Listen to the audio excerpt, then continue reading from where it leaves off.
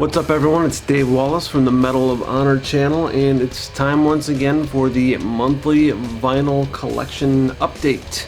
So this is just going over the albums that I bought in April. Before I get started though, I just want to say thank you all for all the support you've given me, and appreciate all of you who tune in, and if you wouldn't mind sharing this and hitting the like button and the subscribe button.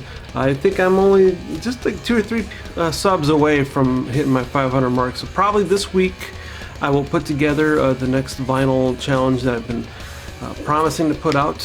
So but as far as my vinyl collection, I got some classics this month, definitely a lot of classic metal, and so to add to my collection I'm going to go through the list again as I always. So basically ascending in heaviness. That's how we'll go. Start with a little bit more rock, and then by the end we'll hit some, death metal. Also, I want to point out that there are other albums that I got this month that won't be included in this because I've already done videos this month that are reviews on those, or in my Metalhead box, so you can check those out. So you can see a couple other things that I've added. But anyway, let's go ahead and get started. Pick this up in Tampa when I was over there for a weekend. This is some new Rush for me.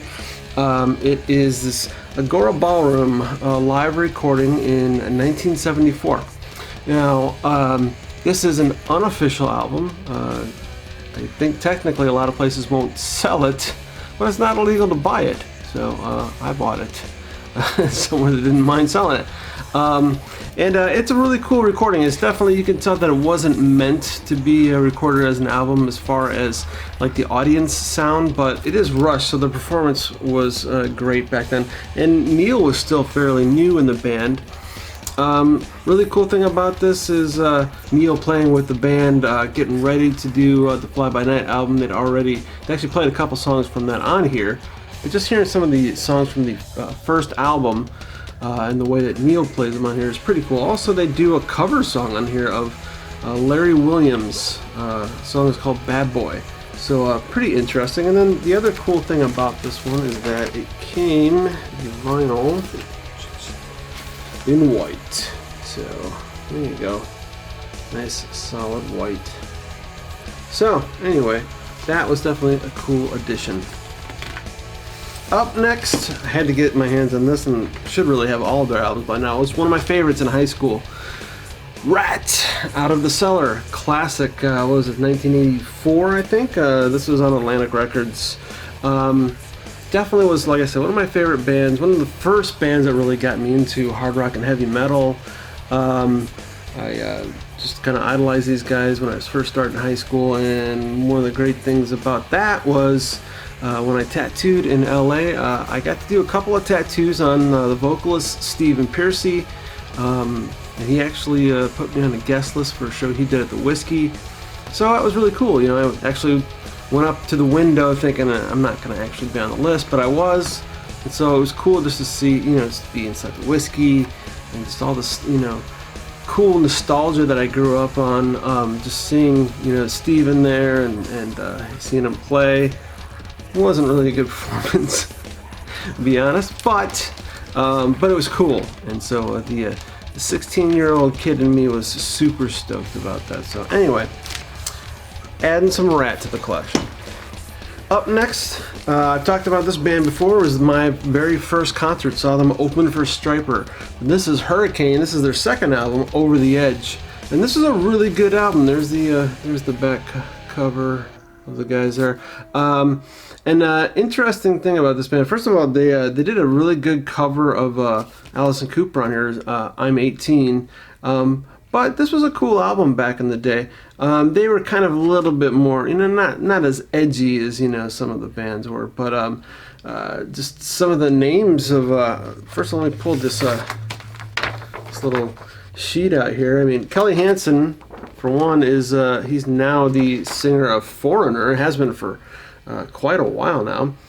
Tony Cavazzo, I think we know that name, and I think we also know the name of Robert Sarzo. Well, the last names anyway, so it's like a Quiet Riot siblings kind of a band. So pretty cool record.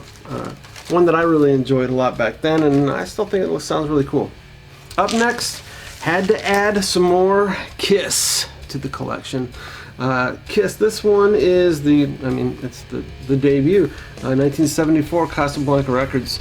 Apparently, they had their homemade original Kiss outfits, and the photographer just wanted kind of floating heads, so they just covered them with these blankets to get the picture. But talk about a classic album. This has Strutter, Nothing to Lose, Firehouse, Cold Gin, 100,000 Years, Black Diamond.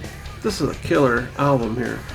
Just a lot of classic stuff, and just kind of standard black vinyl there. But pretty dinged up and old, but still sounds good. All right, a little bit more of the kind of edgy bands from the 80s. Motley Crue, classic Girls, Girls, Girls. I remember, I saw the tour, and then I got in trouble for sneaking out to go see them on this tour, but great album. Now, it's not one of their best as far as an entire album. Obviously, some of the greatest songs, Girls, Girls, Girls, and Wild Side. But 5 Years Dead and All in the Name Of, Something for Nothing, I thought was really cool. You're All I Need got banned on MTV, so there was a lot of cool stuff on here. This one is, of course, Elektra, 1987, I believe, and even has a little the inner album picture there, them hanging at the bar with midgets and strong woman wrestling, and a little bit of Motley Crue's always kind of had that freak show thing going. But that was like the height of their drug use. Definitely some messed up individuals on that tour. In fact, Girls, Girls, Girls tour, shortly after it, I guess, is when Nikki Sixx basically overdosed, and basically it was the beginning of turning things around for that band. So recently I did that review on the Jason Bieler album, and this was Jason Bieler's first album with Saigon Kick. This is a reissue of their first album. This album debuted in 1991, and this one, I'll show you the vinyl. This was a limited pressing. It's on Atlantic Records, and kind of commemorating, 30 years. Can you believe that? But yeah, it has this kind of cool black smoke clear vinyl to it, so it's pretty sharp looking. This album is definitely, when I talk about like Jason Bieler and his really heavy guitar tones, this one wasn't really an example of that. This album, it was heavy in its own way, but it was probably a little bit more alternative / punk-ish sounding. Great album, very catchy, a lot of good hooks, and that's where it all began for Saigon Kick. Alright, up next I got a couple of Wasp albums. This one, just the black vinyl, this is the debut Wasp album. There you go. And this, Wasp really made a name for themselves with their live show, throwing raw meat to the crowd, and the saw blades, and crucifying hot chicks on stage. And but the thing about the Wasp was really interesting is just one of the best things about Wasp for me. I really liked the personality of Blackie Lawless, but Chris Holmes' guitar tones, they were just really cool, really unique, and they kind of stay that way all through his career, even to now. So if you have Amazon Prime, you can check out the Chris Holmes movie. It's called Mean Man, and it's currently on Amazon Prime, and it's really interesting. And before that, seeing that documentary, I'd seen a few things about him playing some of his new material, and it's not very good. And him trying to sing, and he can't sing, it's terrible. But he really kind of, he just loved what he did, and he kind of pointed out how Blackie Lawless really wanted to be the Blackie Lawless Band. And by the time you get to this album, you can see that it's no longer the band on the cover, it's Blackie on the cover. So anyway, if you get a chance to check out that documentary, it's really good. It actually made me appreciate Chris Holmes a little bit more Yeah, just visually, these guys were just amazing. And also had some really kick-ass songs. This one, of course, has Wild Child, Blind in Texas. Of course, the first one had Love Machine and I Want to Be Somebody. Super catchy stuff. But also, you know, like I said, that really cool, mean guitar tone. This particular one here, you know, these guys, they were on Capitol Records. First one was in 1984. This one was originally in 1985, but this particular re-release is on Madfish Records, and it has this kind of super bright, like Gatorade yellow. But I love the label there with the heads, which is also the picture. The heads on the spikes, which is also on the inside jacket. Anyway, love me some Wasp. Just a really cool band from the 80s that really set apart from everybody else. Up next, I got some more Anthrax. This is Worship Music from 2011. Was when, you know, Joey Belladonna got back in the band, and God, this is a really good album. Really cool art in here. I think I showed this one in an episode I did recently with Willow. Yeah, this album. Let's see, Earth on Hell, The Devil You Know, Fight 'Em Till You Can't.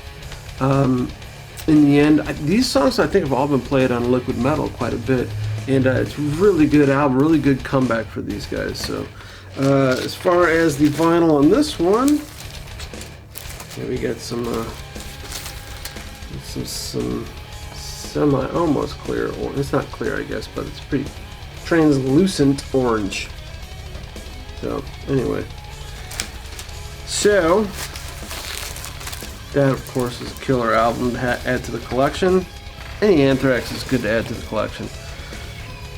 And then this one I was really excited about because I hadn't heard this album in probably a couple decades, and I remember clearly walking around the mall, South Lake Mall in Maryville, Indiana, buying this cassette tape, and I had my Walkman and just walking around listening to it, and I loved this album, Sacred Reich, Surf Nicaragua.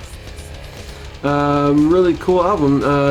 One Nation, they do a cover of War Pigs on here, Draining You of Life, and then they had a couple of live songs on here, so it was, yeah, just, I don't know, something about these guys was just really cool sound to their, you know, tones and their thrashy attitude. Of course, you know, it was a little bit of, you know, Surf Nicaragua, so you got a little bit of the silliness in there. But these guys were kind of really not only aggressive, and but they also kind of had, you know, their political side, like a lot of the thrash bands did there. But anyway, this kind of another one of those ones that comes in like a black swirl, transparent. So yeah. This is a killer album. Sacred Reich is a killer band, and I think one that's just really been overlooked a lot. So, you know, you like thrash metal and you've never heard Sacred Reich, you should definitely check them out. Alright, up next, I added some Bolt Thrower to my collection. This, of course, is for those ones loyal. Let me see the whole layout there. So this was originally put out in 2011, and this is a reissue, of course. Even has a bonus track of A Symbol of 8. I love the production on this album. It's probably one that, like, you know, a lot of people don't necessarily think of when they think of Bolt Thrower right off the bat, but the production on this is really cool. Just real sharp sounding guitars. Yeah, the guitar tones of this I really dig. So definitely kick-ass album to add to my collection. And of course this was a Metal Blade release, as they have made quite evident. Now the vinyl, like I said, I showed you, but I do really like the let's see if I get the right, yeah, the eyeball there. It's cool. Anyway, excellent addition to the vinyl collection. Up next, adding, yes, some more death, Individual Thought Patterns. This is, of course, as you would guess, a brilliant album. This particular one, this is definitely leaning more into progressive stuff. Gene Hoglan plays drums on this album, by the way. It's got this whole nice lead. This is not the newly reissued ones with the whole like peppermint looking record album covers. I always really liked this picture. Let me see if I can get that in there. Where Chuck Schuldiner is kind of looking down over the band there.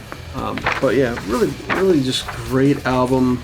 Actually had a couple of videos for this. Even had a video that made it to Beavis and Butthead, I believe, The Philosopher, which is a great closing track on here. Also the title track, Individual Thought Patterns, is really cool. So, and this one just came on Classic Black. Yeah, love this album.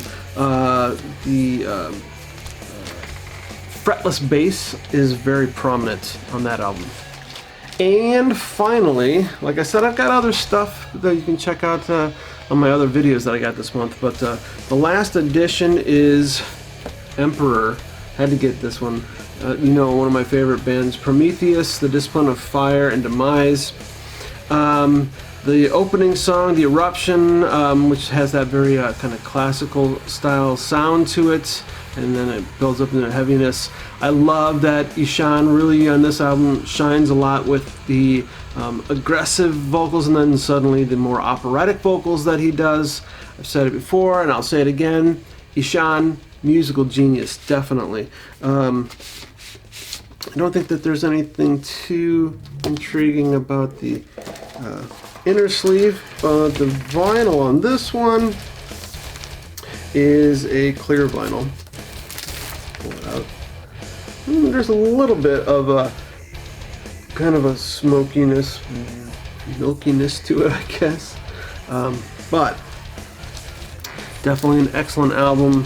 And I gotta get all the Emperor I can get. I need to get my hands on. So that is it for what I added this month, other than, like I said, the ones I did in my other videos. So hope you enjoyed that, and tune in next month. See what I get this month, I guess. Like I said, I'm going to be putting out, hopefully in the next week or so, I'll be putting out a new vinyl challenge video. It's a week from my birthday right now, so we'll see. Maybe I'll just do it for my birthday, because fuck it, why not? You know, just do something fun. And anyway, that's going to be it for now. Until next time, keep the horns up.